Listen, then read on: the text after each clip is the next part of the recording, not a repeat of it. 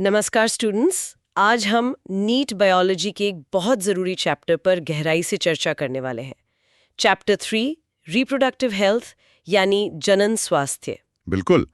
ये चैप्टर सिर्फ एग्जाम के लिए ही नहीं बल्कि हमारी जिंदगी में सही जानकारी और सही फैसले लेने के लिए भी बहुत महत्वपूर्ण है। हाँ, तो हम इसके सारे ज़रूरी टॉपिक्स को कवर करेंगे बिल्कुल आसान हिंदी में, और जहाँ भी टेक्निकल टर्म्स आएंगे वो इंग्लिश में ही यूज़ करेंगे। चलिए शुरू करते हैं। सबसे पहले ये रिप्रोडक्टिव हेल्थ है क्या? क्या इसका मतलब सिर्फ ये है कि हमारे रिप्रोडक्टिव ऑर्गन्स ठीक से काम कर रहे हों? नहीं, ये एक आम धारणा है पर पूरी तरह सही नहीं।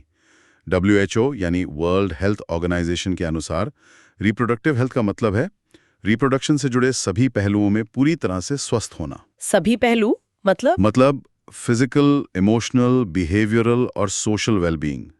सिर्फ अंगों का स्वस्थ होना ही काफी नहीं है, एक समाज भी रिप्रोडक्टिवली हेल्दी होना चाहिए। समझ गए। ये तो काफी बड़ा कॉन्सेप्ट है। तो भारत ने इस दिशा में क्या कदम उठाए हैं? हम जानते हैं जनसंख्या हमेशा से एक बड़ा मुद्दा रहा है यहाँ। आपने बिल्कुल सही पॉइंट पकड़ा। इंडिया उन पहली कंट्रीज में से था जिसने नेशनल लेवल पर रिप्रोडक्टिव हेल्थ को एक लक्ष्य बनाया। 1951 में फैमिली प्लानिंग के नाम से प्रोग्राम शुरू हुए थे। हाँ, फैमिली प्लानिंग तो सुना है। पर धीरे धीरे ये महसूस किया गया कि सिर्फ फैमिली प्लानिंग काफी नहीं है, फोकस थोड़ा और बड़ा होना चाहिए। अच्छा, तो फिर क्या बदलाव आया? अब इन बेहतर प्रोग्राम्स को reproductive and child health care यानी RCH प्रोग्राम्स कहा जाता है। इनका मकसद सिर्फ जनसंख्या नियंत्रण नहीं बल्कि ओवरऑल रिप्रोडक्टिव हेल्थ सुधारना है। तो RCH का मुख्य काम क्या है फिर? मेन काम है लोगों में जागरूकता फैलाना, रिप्रोडक्शन से जुड़ी सही जानकारी देना, जरूरी फैसिलिटीज मुहैया कराना और एक रिप्रोडक्टिवली हेल्दी समाज बनाने में मदद करना। जागरूकता कैसे फैलाई जाती है? मीडिया का रोल तो होगा ही। हाँ, बिल्कुल। Audio visual aids, print media, सरकारी और गैर सरकारी एजेंसीज सब इसमें शामिल है। पर साथ ही पेरेंट्स, टीचर्स, दोस्तों का भी बहुत बड़ा रोल है सही जानकारी देने में। और स्कूलों में सेक्स एजुकेशन, वो भी इसी का हिस्सा है। जी हाँ, स्कूलों में सेक्स एजुकेशन को इंट्रोड्यूस करना बहुत ज़रूरी है ताकि युवाओं को सही और वैज्ञानिक जानकारी मिले और वो सुनी सुनाई बातों या मिथ से बच सके। इसमें क्या क्या सिखाया जाता है? देखिए, इसमें रिप्रोडक्टिव ऑर्गन्स की जानकारी, एडोलेसेंस और उसमें होने वाले बदलाव, सेफ सेक्सुअल प्रैक्टिसेस और STDs यानी सेक्सुअली ट्रांसमिटेड डिजीजेज जैसे एड्स के बारे में सही जानकारी देना शामिल है। इसके अलावा जो फर्टाइल कपल्स हैं या जो शादी की उम्र के हैं, उन्हें बर्थ कंट्रोल ऑप्शंस, प्रेगनेंसी के दौरान देखभाल, डिलीवरी के बाद माँ और बच्चे की देखभाल, ब्रेस्ट फीडिंग की इंपॉर्टेंस और लड़का-लड़की में भेदभाव न करने जैसी बातें समझाना भी RCH का हिस्सा है। ये सब एक स्वस्थ परिवार और समाज के लिए जरूरी है। बिल्कुल। और साथ ही बढ़ती आबादी से होने वाली दिक्कतें और सोशल ईवल्स जैसे सेक्स अब्यूज या सेक्स रिलेटेड क्राइम्स के बारे में भी जागरूकता फैलाना जरूरी है। इन सब कामों को सफल बनाने के लिए किस तरह के सपोर्ट की जरूरत होती है? देखिए, इसके लिए एक मजबूत इंफ्रास्ट्रक्चर चाहिए, ट्रेन प्रोफेशनल्स चाहिए और ज़रूरी सामान और दवाइयाँ चाहिए। मतलब लोगों को आसानी से मेडिकल मदद मिल सके, pregnancy, delivery, STDs, abortions, contraception, menstrual problems, यहाँ तक कि इनफर्टिलिटी के लिए भी। यहाँ पर एमनियोसेंथेसिस का भी जिक्र आता है।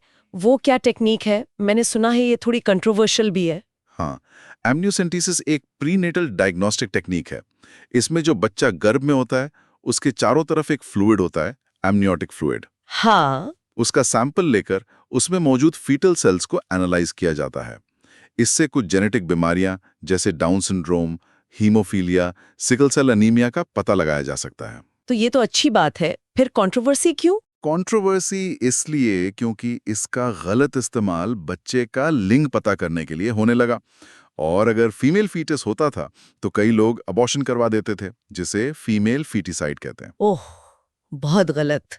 इसी वजह से लिंग जांच के लिए एमनियोसेंटेसिस पर कानूनी रोक है। ये सिर्फ जरूरी मेडिकल कंडीशंस में ही अलाउड है। टेक्नोलॉजी का सही और गलत इस्तेमाल ये हमेशा एक चुनौती रहती है। अच्छा, इस फील्ड में रिसर्च का क्या रोल है? सहेली पिल का जिक्र है। हाँ, रिसर्च बहुत जरूरी है नए और बेहतर तरीके खोजने के लिए। सहेली इसी का एक उदाहरण है। ये महिलाओं के लिए एक नई ओरल ऑन्ट्रोसेप्टिव पिल है। इसकी क्या खासियत है? ये एक नॉन स्टेरॉयडल दवा है, मतलब इसमें स्टेरॉइड्स नहीं हैं और इसे हफ्ते में सिर्फ एक बार लेना होता है। इसे लखनऊ में CDRI यानी सेंट्रल ड्रग रिसर्च इंस्टीट्यूट के वैज्ञानिकों ने बनाया है। इसके साइड इफेक्ट्स भी कम बताए जाते हैं। ये तो काफी अच्छी बात है। तो हम कैसे कह सकते हैं कि भारत में रिप्रोडक्टिव हेल्थ सुधर रही है? क्या इंडिकेटर्स हैं? कुछ साफ इंडिकेटर्स हैं, जैसे मटर्नल मोर्टेलिटी रेट यानी MMR और इन्फेंट मोर्टेलिटी रेट यानी IMR का कम होना। मातृ मृत्यु दर और शिशु मृत्यु दर। हाँ, साथ ही STDs का पहले से बेहतर डिटेक्शन और इलाज होना, छोटे परिवार वाले कपल्स की संख्या बढ़ना और ओवरऑल मेडिकल सुविधाओं का बेहतर और सुलभ होना, ये सब पॉजिटिव साइंस हैं। चलिए अब जनसंख्या वाले मुद्दे पर वापस आते हैं। पिछली सदी में दुनिया भर में जनसंख्या इतनी तेजी से क्यों बढ़ी? इसके पीछे मुख्य कारण थे स्वास्थ्य सुविधाओं में सुधार और बेहतर जीवन स्तर। इनसे मृत्यु दर, MMR, IMR इन सब में तेजी से गिरावट आई। अच्छा। लोगों की औसत उम्र बढ़ी और रिप्रोडक्टिव एज ग्रुप में लोगों की संख्या भी बढ़ी।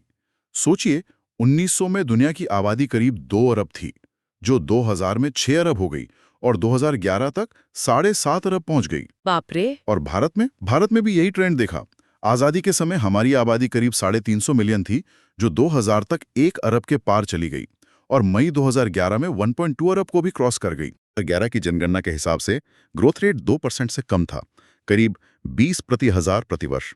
लेकिन हमारी आबादी इतनी ज्यादा है कि ये रेट भी चिंताजनक है। हाँ, क्योंकि इससे भोजन, घर, कपड़ा जैसी बेसिक जरूरतों पर दबाव पड़ता है। बिल्कुल। तो इससे निपटने का सबसे जरूरी कदम है लोगों को छोटे परिवार के लिए प्रेरित करना, और इसके लिए जरूरी है गर्भ निरोधक तरीकों यानी कॉन्ट्रासेप्टिव मेथड्स का इस्तेमाल करना। वो नारा था ना, हम दो हमारे दो। हाँ बिल्कुल। और अब तो शहरों में कुछ कपल्स 1 चाइल्ड नॉर्म भी अपना रहे हैं। इसके अलावा शादी की कानूनी उम्र बढ़ाना, लड़कियों के लिए 18 साल, लड़कों के लिए 21 साल और छोटे परिवारों का इंसेंटिव्स देना, ये भी उपाय हैं। तो चलिए अब इन कॉन्ट्रासेप्टिव मेथड्स पर विस्तार से बात करते हैं। एक आइडियल कॉन्ट्रासेप्टिव कैसा होना चाहिए? देखिए, एक आदर्श गर्भ निरोधक को यूजर फ्रेंडली होना चाहिए, आसानी से उपलब्ध होना चाहिए, असरदार होना चाहिए और हाँ, रिवर्सिबल भी होना चाहिए। रिवर्सिबल मतलब जब चाहें उसे इस्तेमाल करना बंद कर दें और फर्टिलिटी वापस आ जाए और उसके साइड इफेक्ट्स कम से कम हो और वो सेक्सुअल ड्राइव या एक्ट में कोई बाधा न डाले। हालांकि ऐसा बिल्कुल परफेक्ट मेथड शायद न हो, पर कोशिश इन्हीं गुणों वाले मेथड बनाने की होती है। ठीक है, तो ये कौन कौन से तरीके हैं? आपने बताया था नेचुरल, बैरियर, IUDs। हाँ, मोटे तौर पर हम इन्हें कुछ कैटेगरीज में बांट सकते हैं। नेचुरल या traditional methods, barrier methods, intrauterine devices यानी IUDs, ओरल कॉन्ट्रासेप्टिव्स यानी गोलियां, इंजेक्टेबल्स, इम्प्लांट्स और सर्जिकल मेथड्स यानी ऑपरेशन। ठीक है, एक एक करके समझते हैं। जी। पहले नेचुरल मेथड्स। नेचुरल मेथड्स का सिद्धांत है ओवम और स्पर्म को मिलने से प्राकृतिक रूप से रोकना। इसमें 3 मुख्य तरीके हैं। कौन से? पहला है पीरियोडिक एब्स्टिनेंस। इसमें महिला के मेंस्ट्रुअल साइकिल का जो फर्टाइल पीरियड होता है यानी ओव्यूलेशन के आसपास का समय, मोटे तौर पर साइकिल के 10वें से 17वें दिन तक, उस दौरान इंटरकोर्स से बचा जाता है। लेकिन ये कितना भरोसेमंद है? इसका फेलियर रेट काफी हाई है, क्योंकि हर महिला का साइकिल एकदम रेगुलर नहीं होता। दूसरा तरीका है विथड्रॉ या कोइटस इंटरप्टस। इसमें मेल पार्टनर इजैकुलेशन से ठीक पहले पीनस को वजाइना से बाहर निकाल लेता है। इसका भी फेलियर रेट सुना है ज्यादा होता है। हाँ, क्योंकि इजैकुलेशन से पहले निकलने वाले फ्लूइड में भी स्पर्म हो सकते हैं। और तीसरा है लैक्टेशनल एमेनोरिया यानी लैम। ये क्या है? ये बच्चे के जन्म के बाद होता है। अगर माँ बच्चे को बहुत इंटेंसली स्तनपान करा रही है तो शुरू के कुछ महीनों में ओव्यूलेशन यानी अंडा बनने और निकलने की प्रक्रिया नहीं होती है। अच्छा। पर यह तरीका भी सिर्फ डिलीवरी के बाद अधिकतम 6 महीने तक ही असरदार माना जाता है, और वो भी कुछ शर्तों के साथ। इन नेचुरल मेथड्स का फायदा यह है कि कोई दवा या डिवाइस नहीं चाहिए तो साइड इफेक्ट्स नहीं होते, लेकिन नुकसान यह है कि इनका फेलियर चांस काफी ज्यादा है। ठीक है, अब आते हैं बैरियर मेथड्स पर। जैसा नाम से लग रहा है ये कोई रुकावट डालते होंगे। बिल्कुल सही। ये फिजिकली स्पर्म को ओवम तक पहुंचने से रोकते हैं। ये मेल और फीमेल दोनों के लिए उपलब्ध हैं। जैसे कि? सबसे कॉमन है कॉन्डम्स। ये पतले रबर या लेटेक्स के बने होते हैं। मेल कॉन्डम्स पीनस को कवर करते हैं और फीमेल कॉन्डम्स वजाइना या सर्विक्स को कवर करते हैं। ये सीमेन को फीमेल रिप्रोडक्टिव ट्रैक्ट में जाने ही नहीं देते। निरोध ब्रांड काफी फेमस है मेल कॉन्डम्स में। हाँ, और इनका एक बहुत बड़ा फायदा ये भी है कि ये STIs और एड्स जैसी बीमारियों से भी बचाते हैं। ये डिस्पोजेबल होते हैं, खुद इस्तेमाल किए जा सकते हैं और प्राइवेसी बनी रहती है। फीमेल्स के लिए और क्या है बैरियर मेथड्स में? फीमेल्स के लिए डायफ्राम्स, सर्वाइकल कैप्स और वॉल्ट्स भी आते हैं। ये भी रबर के बने होते हैं और इन्हें महिलाएं इंटरकोर्स से पहले सर्विक्स को ढकने के लिए लगाती हैं। ये स्पर्म को यूट्रस में जाने से रोकते हैं। ये रीयूजेबल होते हैं। अच्छा, लेकिन इनकी इफेक्टिवनेस बढ़ाने के लिए अक्सर इनके साथ स्पर्मासाइडल क्रीम्स, जेलीज या फोम्स इस्तेमाल करने की सलाह दी जाती है। ठीक है, इसके बाद आते हैं इंट्रा यूटेराइन डिवाइसेस यानी आईयूडीज। आपने कहा था ये इंडिया में काफी पॉपुलर हैं। हाँ, आईयूडीज को डॉक्टर या ट्रेन्ड नर्स द्वारा महिला के यूट्रस में लगाया जाता है। ये कई तरह के होते हैं। क्या क्या टाइप्स है? एक होते हैं नॉन मेडिकेटेड आईयूडीज, जैसे लिपिस लूप, हालांकि अब ये ज्यादा इस्तेमाल नहीं होते। फिर आते हैं कॉपर रिलीजिंग आईयूडीज, जैसे CUT, CU7, मल्टीलोड 375। हाँ, CUT तो बहुत सुना है। ये कैसे काम करते हैं? ये कॉपर आयंस रिलीज करते हैं। ये कॉपर आयंस स्पर्म की मोटिलिटी यानी उनके तैरने की क्षमता और उनकी फर्टिलाइजिंग कैपेसिटी को कम कर देते हैं। साथ ही ये यूट्रस में स्पर्म का फैगोसाइटोसिस मतलब उन्हें नष्ट करने की प्रक्रिया भी बढ़ा देते हैं। अच्छा, और तीसरे टाइप के आईयूडीज? वो हैं हार्मोन रिलीजिंग आईयूडीज, जैसे प्रोजेस्टेसर्ट, LNG-20। ये हार्मोन्स रिलीज करते हैं। ये हार्मोन्स यूट्रस को इम्प्लांटेशन के लिए अनसूटेबल बना देते हैं, मतलब फर्टिलाइज्ड एग वहां चिपक नहीं पाता। और ये सर्विक्स के म्यूकस को भी गाढ़ा कर देते हैं, जिससे स्पर्म आसानी से अंदर नहीं जा पाते। तो आईयूडीज किन के लिए ज्यादा सूटेबल है? ये उन महिलाओं के लिए एक अच्छा विकल्प है जो अभी प्रेगनेंसी नहीं चाहती या 2 बच्चों के बीच अंतर रखना चाहती हैं। समझ गई। अब बात करते हैं ओरल कॉन्ट्रासेप्टिव्स की, यानी पिल्स की। हाँ, जिन्हें आम भाषा में गोलियां कहते हैं। इनमें आमतौर पर प्रोजेस्टेजन हार्मोन की कम डोज होती है या फिर प्रोजेस्टेजन और एस्ट्रोजन का कॉम्बिनेशन होता है। ये कैसे लेनी होती हैं? ज्यादातर पिल्स रोज एक लेनी होती हैं, 21 दिनों तक। आमतौर पर पीरियड के पहले 5 दिनों में से किसी दिन शुरू करते हैं, फिर 7 दिन का गैप होता है जिसमें पीरियड आता है और फिर अगला पैकेट शुरू करते हैं। और ये काम कैसे करती हैं? ये मुख्य रूप से ओव्यूलेशन यानी अंडा रिलीज होने से रोकती हैं। साथ ही ये इम्प्लांटेशन को भी रोक सकती हैं और सर्विकल म्यूकस की क्वालिटी को बदलकर स्पर्म की एंट्री को मुश्किल बना देती हैं। इनकी इफेक्टिवनेस कैसी है? ये बहुत इफेक्टिव मानी जाती हैं। इनके साइड इफेक्ट्स भी कम होते हैं और इन्हें लेना आसान होता है, इसलिए काफी महिलाएं इन्हें पसंद करती हैं। और सहेली के बारे में फिर से बताइए, वो अलग कैसे है? हाँ, सहेली एक नई तरह की ओरल कॉन्ट्रासेप्टिव है। ये नॉन स्टेरॉयडल है, मतलब इसमें हार्मोन्स की जगह एक अलग केमिकल है। इसे हफ्ते में सिर्फ एक बार लेना होता है। इसके साइड इफेक्ट्स बहुत कम बताए जाते हैं और ये भी काफी इफेक्टिव है। इसे CDRI लखनऊ ने बनाया है। इंटरेस्टिंग। गोलियों के अलावा इंजेक्टेबल्स और इम्प्लांट्स भी हैं?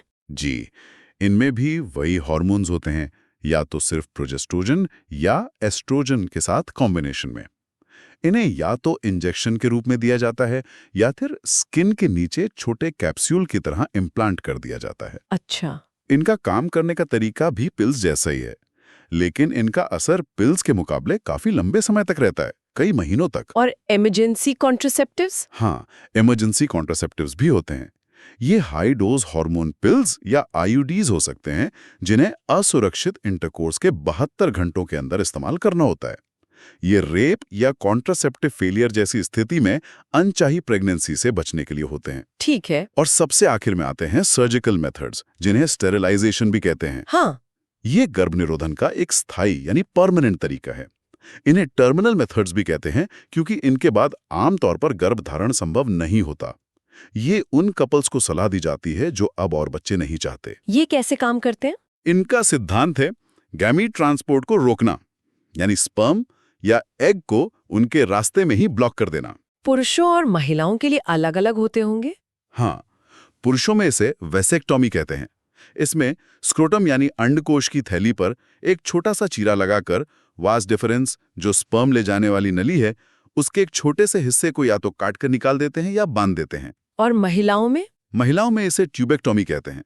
इसमें पेट में या वेजाइना के रास्ते एक छोटा चीरा लगाकर फैलोपियन ट्यूब, जहां फर्टिलाइजेशन होता है, उसके एक छोटे हिस्से को काट कर निकाल देते हैं या बांध देते हैं। ये कितने असरदार है? ये बहुत ज्यादा असरदार तरीके हैं, लगभग 100%।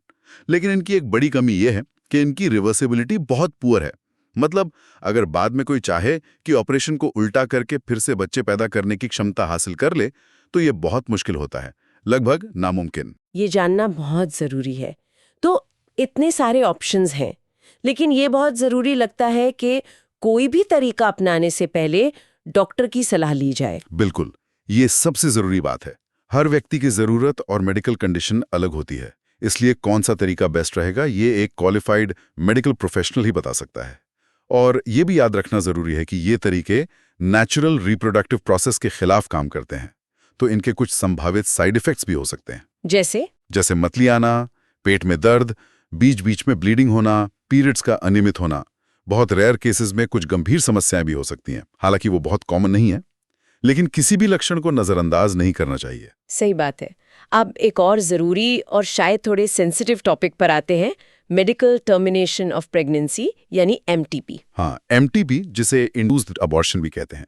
इसका मतलब है प्रेगनेंसी के पूरा समय होने से पहले जानबूझकर या अपनी इच्छा से उसे समाप्त करना। ये कितना कॉमन है? अनुमान है कि दुनिया भर में हर साल लगभग 45 से 50 मिलियन यानी 4.5 से 5 करोड़ MTPs होते हैं।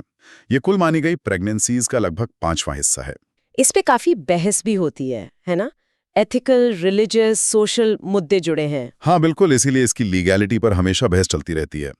भारत ने MTP को 1971 में कुछ सख्त शर्तों के साथ कानूनी मान्यता दी थी, ताकि इसका गलत इस्तेमाल खासकर अवैध रूप से फीमेल फोर्टिसाइड के लिए न हो सके। तो MTP की जरूरत क्यों पड़ती है और ये कब कानूनी तौर पर सही है? देखिए, इसकी जरूरत तब पड़ सकती है जब प्रेगनेंसी अनचाही हो, जैसे असुरक्षित यौन संबंध, गर्भ निरोधक का फेल हो जाना या रेप जैसी दुर्भाग्यपूर्ण घटनाओं के कारण, या फिर तब जब प्रेगनेंसी को जारी रखने से माँ या होने वाले बच्चे या दोनों की जान को खतरा हो या उनके स्वास्थ्य को गंभीर नुकसान पहुंच सकता हो। और कानूनी शर्तें क्या है?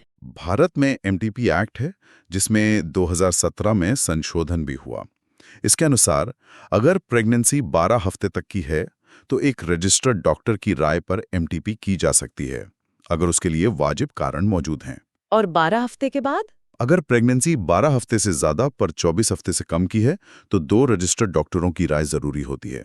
कारण क्या माने जाते हैं? कारण हो सकते हैं प्रेगनेंसी जारी रखने से महिला की जान को खतरा हो, या उसके शारीरिक या मानसिक स्वास्थ्य को गंभीर चोट पहुंचने का अंदेशा हो, या फिर इस बात का काफी खतरा हो कि अगर बच्चा पैदा हुआ तो उसमें ऐसी शारीरिक या मानसिक असामान्यताएं होंगी कि वो गंभीर रूप से विकलांग होगा।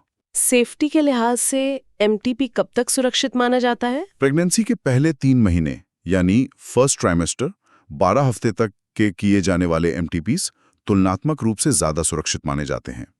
दूसरे ट्राइमेस्टर में किए जाने वाले अबॉर्शंस ज्यादा जोखिम भरे होते हैं। इसमें क्या चिंताएं हैं? सबसे बड़ी चिंता यह है कि आज भी बहुत सारे MTPs गैर कानूनी तरीके से अप्रशिक्षित लोगों द्वारा किए जाते हैं, जो बहुत असुरक्षित और जानलेवा भी हो सकते हैं। और दूसरी चिंता वही एमनियोसेंथेसिस का गलत इस्तेमाल है। लिंग पता करके अगर लड़की है तो MTP करवा देना, जो पूरी तरह गैर कानूनी है। हाँ, ये बहुत गंभीर समस्या है। तो इसके लिए जागरूकता और बेहतर स्वास्थ्य सुविधाएं ही उपाय हैं। बिल्कुल, लोगों को असुरक्षित यौन संबंध से बचने और गैर कानूनी अबॉर्शन के खतरों के बारे में जागरूक करना और अच्छी स्वास्थ्य सेवाएं उपलब्ध कराना बहुत जरूरी है। चलिए अब आगे बढ़ते हैं सेक्सुअली ट्रांसमिटेड इन्फेक्शंस यानी STIs पर। हाँ, STIs, जिन्हें पहले वेनेरियल डिजीजेज यानी VD भी कहते थे, या रिप्रोडक्टिव ट्रैक्ट इन्फेक्शंस या RTI भी कहा जाता है। ये वो इन्फेक्शंस या बीमारियां हैं जो मुख्य रूप से सेक्सुअल इंटरकोर्स से फैलती हैं। कौन कौन सी बीमारियां आती हैं इसमें?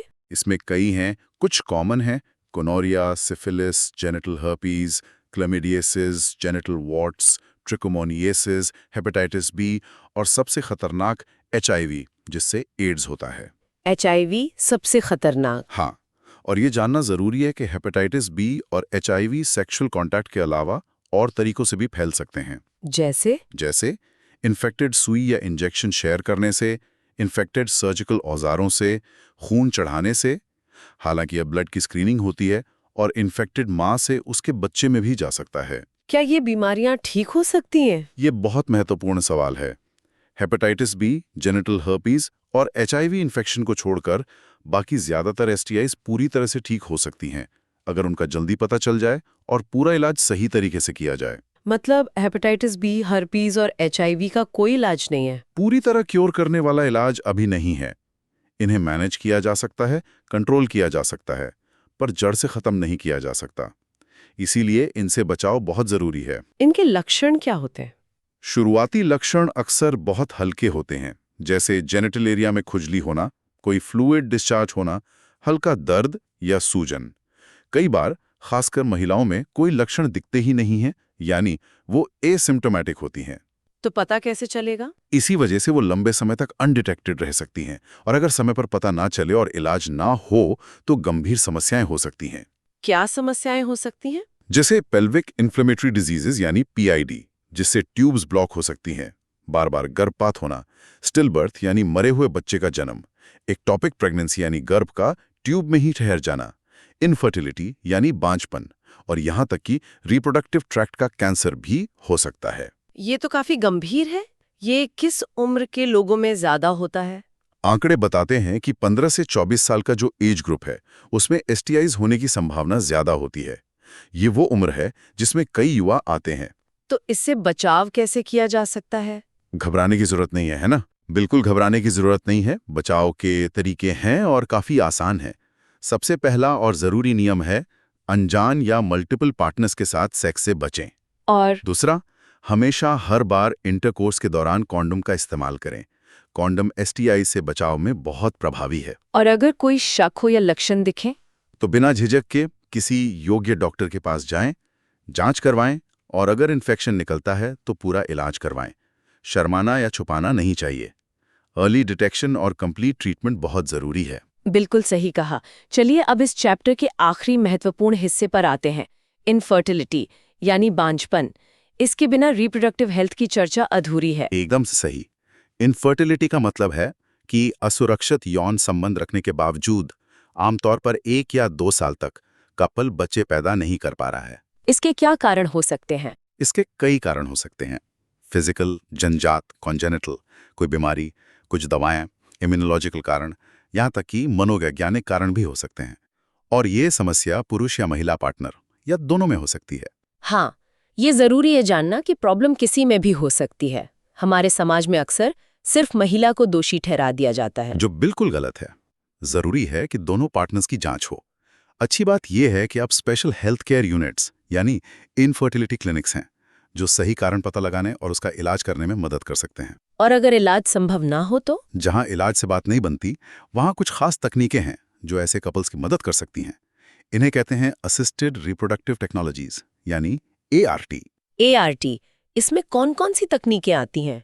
टेस्ट ट्यूब बेबी तो बहुत सुना है। हाँ, टेस्ट ट्यूब बेबी असल में ART का ही एक प्रकार है, जिसे IVF कहते हैं। IVF मतलब in vitro fertilisation. In vitro मतलब? इन विट्रो का मतलब है शरीर के बाहर, लैब में। इस प्रक्रिया में महिला पार्टनर या डोनर से ओवा यानी अंडे और पुरुष पार्टनर या डोनर से स्पर्म लेकर उन्हें लैब में खास कंडीशंस में फर्टिलाइज कराया जाता है। इससे जाइगोट बनता है। फिर उस जाइगोट का क्या करते हैं? फिर उस जाइगोट या शुरुआती एम्ब्रियो को महिला के शरीर में वापस ट्रांसफर किया जाता है। इसे एम्ब्रियो ट्रांसफर ET कहते हैं। ये ट्रांसफर कहाँ किया जाता है? अगर एम्ब्रियो 8 ब्लास्टोमियर तक का है, यानी बहुत शुरुआती स्टेज में, तो उसे फेलोपियन ट्यूब में ट्रांसफर करते हैं। इसे कहते हैं ज़िफ्ट, ज़ाइगोट इंट्राफेलोपियन ट्रांसफर। और अगर एम्ब्रियो थोड़ा बड़ा हो गया हो? अगर एम्ब्रियो में 8 से ज़्यादा ब्लास्टोमियर हैं, तो उसे सीधे यूट्रस में ट्रांसफर करते हैं। इसे कहते हैं IUT, इंट्रा यूट्राइन ट्रांसफर। अच्छा, तो ये हुआ IVF ET, जिसे टेस्ट ट्यूब बेबी कहते हैं। हाँ। और क्या तरीके हैं ART में? एक और तकनीक है GIFT, gamete intra fallopian transfer.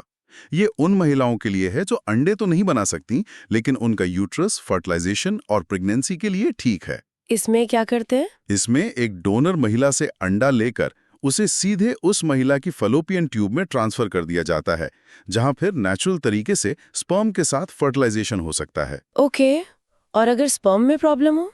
अगर पुरुष पार्टनर के स्पर्म की क्वालिटी या संख्या ऐसी है कि वो अंडे को फर्टिलाइज नहीं कर पा रहे हैं, तो एक बहुत ही एडवांस्ड तकनीक है ICSI, इंट्रासाइटोप्लाज्मिक स्पर्म इंजेक्शन। इसमें क्या होता है? ये एक माइक्रोस्कोप के नीचे की जाने वाली प्रक्रिया है। इसमें एक सिंगल स्वस्थ स्पर्म को चुनकर उसे सीधे अंडे के साइटोप्लाज्म के अंदर इंजेक्ट कर दिया जाता है। फिर जो एम्ब्रियो बनता है उसे ट्रांसफर कर देते हैं। वाओ, काफी प्रिसाइज काम है ये। और अगर पुरुष पार्टनर इंसेमिनेट ही ना कर पाए? हाँ, अगर पुरुष पार्टनर इंसेमिनेट करने में अक्षम है या स्पर्म काउंट बहुत कम है तो एआई यानी आर्टिफिशियल इंसेमिनेशन का सहारा लिया जाता है। इसमें पति या किसी स्वस्थ डोनर से सीमेन लेकर उसे आर्टिफिशियली महिला की वजाइना या यूट्रस में डाल दिया जाता है। अगर यूट्रस में डालते हैं तो उसे IUI इंट्रायूट्राइन इंसेमिनेशन कहते हैं। तो ART की मदद से बहुत से कपल्स को संतान सुख मिल सकता है, लेकिन इनकी कुछ सीमाएं भी होंगी। ये आसान तो नहीं लगता? हाँ बिल्कुल, ये तकनीकें बहुत महंगी होती हैं। इनमें बहुत हाई प्रिसिजन यानी बारीकी से काम करने की ज़रूरत होती है। ख़ास तरह के प्रोफेशनल्स और महंगे उपकरणों की ज़रूरत पड़ती है। तो ये सबके लिए उपलब्ध नहीं होंगी? फिलहाल ये सुविधाएं कुछ बड़े सेंटर्स पर ही उपलब्ध हैं और खर्चा ज़्यादा होने के कारण हर कोई इन्हें अफोर्ड नहीं कर सकता। इसके अलावा भावनात्मक, धार्मिक और सामाजिक कारण भी कई बार कपल्स को इन तकनीकों को अपनाने से रोकते हैं। तो ART के अलावा एक और विकल्प है लीगल अडॉप्शन। बिल्कुल, ART का मकसद संतान पाना है और एडॉप्शन यानी गोद लेना भी पेरेंटहुड पाने का एक बहुत ही अच्छा और नेक तरीका है। हमारे देश में बहुत से अनाथ और बेसहारा बच्चे हैं जिन्हें एक प्यार करने वाले परिवार की जरूरत है। कानून इसकी इजाजत देता है और ये उन कपल्स के लिए एक बेहतरीन विकल्प है जो संतान चाहते हैं। तो स्टूडेंट्स, ये था हमारा आज का डिस्कशन रिप्रोडक्टिव हेल्थ चैप्टर पर। हमने काफी कुछ कवर किया। हाँ, हमने WHO की परिभाषा से शुरू करके भारत के RCH प्रोग्राम्स, जनसंख्या वृद्धि के कारण और गर्भनिरोधन की जरूरत को समझा। फिर हमने विस्तार से अलग-अलग कॉन्ट्रासेप्टिव मेथड्स देखे। नेचुरल, बैरियर जैसे कॉन्डोम्स, डायफ्राम्स, IUDs, यहाँ QT, LNG-20 जैसे एग्जाम्पल जरूर याद रखें। ओरल पिल्स और हाँ, सहेली की खासियत, इंजेक्टेबल्स, इम्प्लांट्स और सर्जिकल मेथड्स, वेसेक्टमी और ट्यूबिक्टमी। इनके काम करने का तरीका और उदाहरण नीट के लिए बहुत महत्वपूर्ण है। बिल्कुल।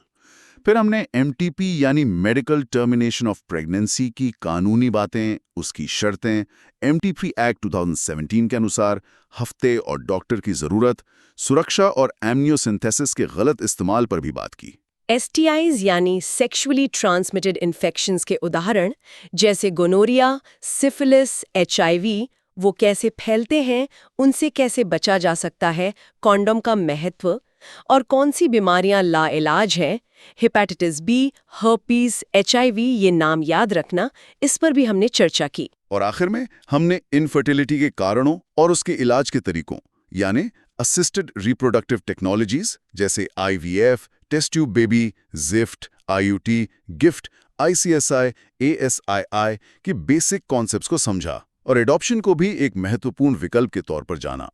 इन सभी ART टेक्निक्स की फुल फॉर्म्स और बेसिक प्रक्रिया जरूर याद रखें। हाँ, तो नीट के लिए ये सारे पॉइंट्स बहुत जरूरी हैं। WHO की परिभाषा, RCH, सारे कॉन्ट्रासेप्टिव मेथड्स के मैकेनिज्म और उदाहरण, MTP एक्ट की शर्तें, STIs के नाम और उनकी क्यूरेबिलिटी और ART टेक्निक्स की फुल फॉर्म और बेसिक प्रोसेस, इन्हें अच्छे से रिवीजन कीजिएगा। हाँ, NCERT की किताब को लाइन बाय लाइन पढ़ना बहुत जरूरी है। और आखिर में एक सवाल छोड़ जाता हूँ सोचने के लिए।